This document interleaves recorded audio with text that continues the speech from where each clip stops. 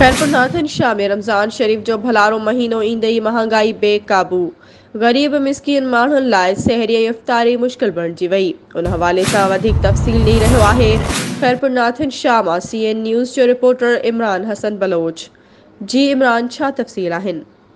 Ayesha Khairpur Nathan Shah में रमज़ान शरीफ जो भलारो महीनो ईंदे ई हथरादू महंगाई सो गरीब मिस्किन माण्हुनि जी सहरी इफ़्तारी करणु मुश्किल बणिजी। उन मौक़े ते शहरनि जी शिकायत ते वाहपे जी वारी शयुनि जे अघनि में हथरादू वाध कंदड़ ख़िलाफ़ मुख़्तियार केनशा मार्केट कमेटी जे चेयरमैन ऐं दुकानदारनि ते छापा आया। केतिरनि दुकाननि ते ॾंड हया विया।